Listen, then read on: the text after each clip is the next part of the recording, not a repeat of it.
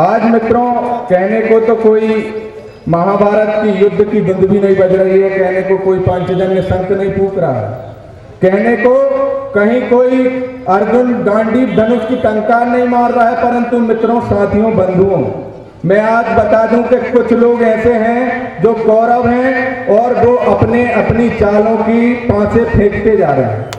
ये मैं बता दूं, आपको स्पष्ट कर दूं कि विपदा कोई केवल किसानों के ऊपर नहीं आई है। आप अगर कहीं से कहीं कोई व्यापारी सोच रहा है, कोई मजदूर सोच रहा है, कोई नौकरी पेशा वाला सोच रहा है कि हम पे कोई विपदा नहीं आई है, तो सबसे पहले आप ये जान लो कि सब पूरे देश के ऊपर विपदा आई है अगर किसानों के ऊपर विपदा आई है। ईमानदारी से अपने हृदय पे हाथ रख के कह देना, अपने हृदय के ऊपर हाथ रख के कह देना कि क्या आपने कभी अन्न का सेवन नहीं किया है। ईमानदारी से बताना, अगर आपने अन्न का सेवन नहीं किया है तो मैं अपनी वाणी को यहीं विराम कर दूंगा। आप सब जितने भी लोग मेरी आवाज सुन रहे हैं, आप में से एक एक ने यहाँ अन्न का सेवन किया है और उस अन्नदाता अमृत के पुत्र के ऊपर इतनी विपत्ति आई है कि आज तो उसका वजूद खत्म कर देने की बारी आ गई है। मित्रों और साथियों, ये जो प्रधानमंत्री हमने चुन के भेजे थे वो कॉर्पोरेटिव घराने के प्रधानमंत्री बन के बैठ गए। उनके ऊपर अदानी और अंबानी की दोनों आंखों में चश्मा पहन लिया है। उनको समझ नहीं आता। मैं सिंधु बॉर्डर पे 2 दिन रुक के आया। मित्रों साथियों, मैंने वहां का दुख दर्द देखा है। वहां माताएं, बहनें, बच्चे, बुजुर्ग टोल टैक्स पे सो रहे हैं। आप बताओ, आपकी उंगली बाहर निकालने में गल रही है, वो पूरा शरीर लेके वहां पड़े हुए हैं। उनके लिए कोई व्यवस्था नहीं की जा रही। सरकार अंधी और बहरी दोनों हो चुकी है। आज इनकी माताएं बहनें अपने काम धाम छोड़ के आई हैं। क्यों आई हैं? आज हमें उनकी पीड़ा समझ नहीं आ रही। कारण एक है कि हमें समझ ही नहीं आ रहा कि होने वाला क्या है। 20 साल आगे है पंजाब और हरियाणा, 20 साल आगे एमपी से। आप खुद जाके देख लेना।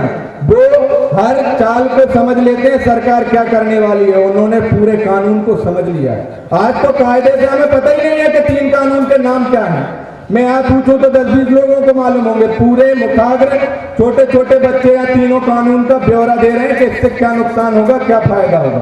मित्रों, आज हमें यह जानने की आवश्यकता है कि तीनों काले कानूनों को वापस क्यों करवाना जरूरी है।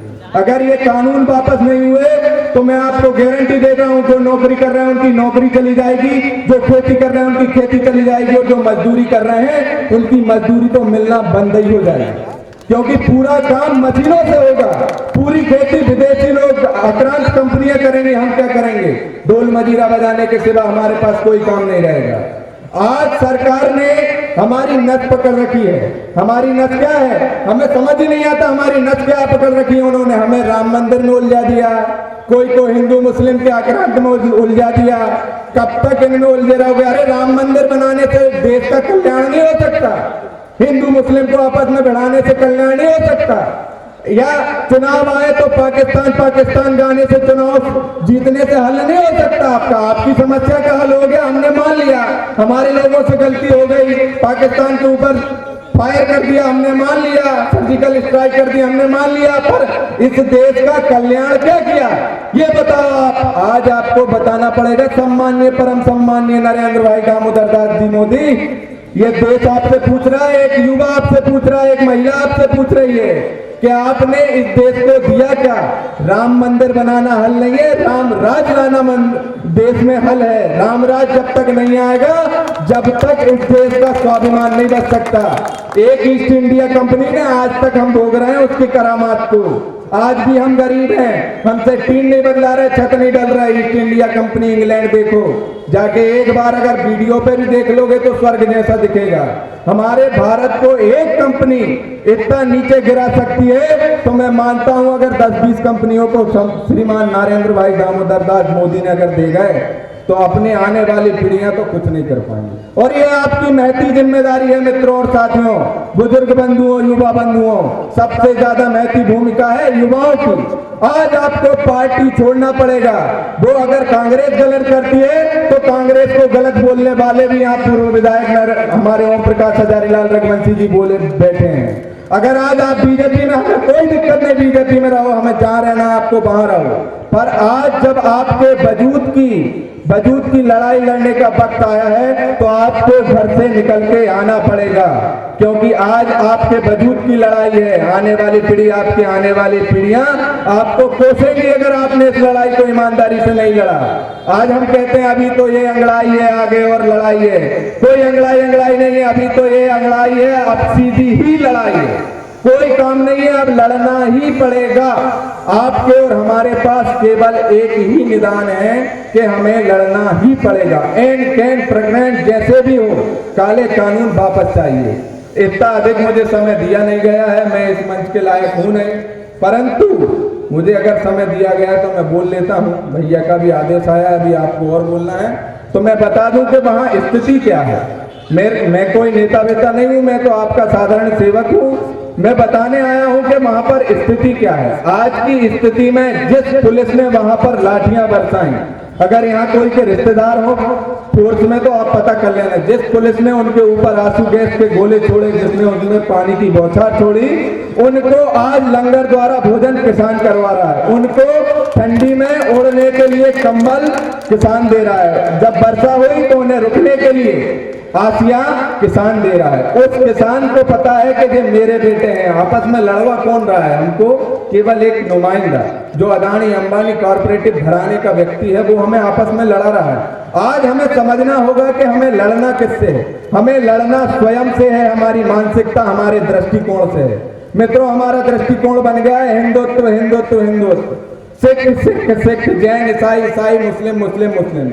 हम सब आपस में भाई भाई हैं। हमें धर्म के नाम पे नहीं लड़ना है, हमें विकास के नाम पे लड़ना है, हमें विकास के लिए लड़ना है। हम विकास पे चले इसलिए लड़ना है। अरे राम मंदिर बन रहा है, बन जाए, मगर राम राज आए इसलिए लड़ना है। हम खुद चंदा दे देंगे, राम मंदिर हमारे आराध्य, हमें चंदा देने में समस्या नहीं है, परंतु बात यह है कि जब तक इस देश में राम राज नहीं आ जाता तब तक हमें कुछ नहीं मिल सकता। इन्हें राम राज की परिभाषा नहीं मालूम, न मंदिर का निर्माण करने चले हैं। राम राज की परिभाषा क्या है? सहजे कृतजन मूल और महंगे किए मणिमाणिक महंगे किए, ये रामराज की परिभाषा है। इन्हें मालूम ही नहीं है। आज अन्य जल की कीमत देख लो, एक अभी यहाँ मिनरल वाटर रखा होगा, आप कीमत उठा के देख लो, किसी बाटल की 15 रुपए कीमत है। ये इनने महंगा किया है। 1 लीटर पानी की बाटल की कीमत 20 रुपए, और हमारे अनाज की कीमत, मंडी में गए होंगे आप सब तो किसान बंधु हैं, हमारे अनाज की कीमत बता दो कितने रुपए क्विंटल है? 1400, 1200, 1300। मूंग जो हमने गर्मी में खड़े होके, बिजली विभाग भी लाइट नहीं देता दिन में गर्मी में लाइट देगा, आई चली गई, आई चली गई। उस गर्मी में 44 से 50 डिग्री टेम्परेचर में खड़े होकर हमने मूंग की उपज पैदा की। भाव क्या मिला? कहीं 3400, कहीं 4600। मित्रों, हमने गेहूं पैदा किया, आधी रात को हम जाते हैं, किसानों का दर्द आप सब जानते हैं। हम जाते हैं, मेरे पिताजी खेत में जाते हैं, जब पानी चलता है तो सांप डस रहे हैं, कई लोग सांप से काटने से मर गए, बिजली के करंट में मर गए। इन्हें ये तो दर्द समझ नहीं आता।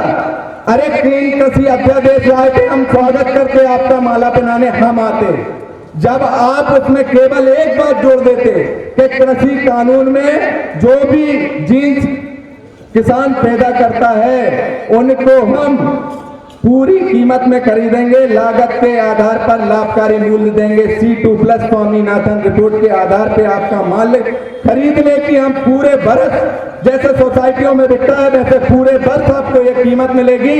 इसकी हम लिखित गारंटी देते हैं। आपको जो दिखता वो करते, हमें कोई समस्या नहीं है। आप कॉन्ट्रैक्ट फार्मिंग करवाने पे तो ले, कॉन्ट्रैक्ट फार्मिंग कौन कराता है? प्राइवेटीकरण कौन करता है? आप सब किसान हैं, आपको पता है कि जब हम खेती नहीं संभाल पाते, हम असक्षम हो जाते हैं, तब जाके हम किसी को सिकनिया छोड़ देते हैं जमीन।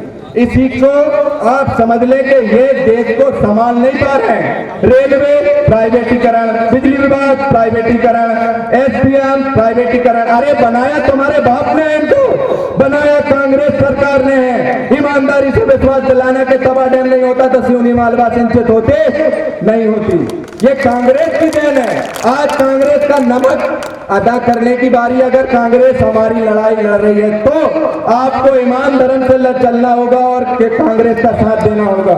मित्रों, आज किसान का साथ देने वाला कोई नहीं है। वहां भी सब सरकारें अपने अपने झुंझुरा बजा रही हैं। केवल एक कांग्रेस पार्टी का झंडा मैं वहां देख के आया हूं जो लहरा रहा है। हमें हमारे युवाओं को सिखाना होगा, दिखाना होगा। भगवा रंग आएगा, भगवा रंग आएगा। अरे भगवा रंग तो मेरे दादा पहले ही आ चुका है। हनुमान कहीं तो इनने पैदा नहीं करे, हनुमान तो अजर अमर है, वो इनने नहीं लेके आए। हनुमान की दया दृष्टि सब पे है। कोई धर्म कोई जाति की लड़ाई लड़ने की आवश्यकता नहीं है। आज केवल हमें अपने वजूद की लड़ाई लड़नी है। इनकलाब जिंदाबाद, शहीद आजम भगत सिंह के नाम 2 नारे लगवाना चाहूंगा और इतनी ताकत से लगवाना चाहूंगा कि दिल्ली में बैठी अंधी बहरी सरकार सुन ले तो हमारा आंदोलन सक्सेस है, सफल है, नहीं तो हमारा आंदोलन असफल माना जाए। इनकलाब जिंदाबाद, इनकलाब जिंदाबाद, वंदे मातरम, वंदे मातरम, भारत माता की जय।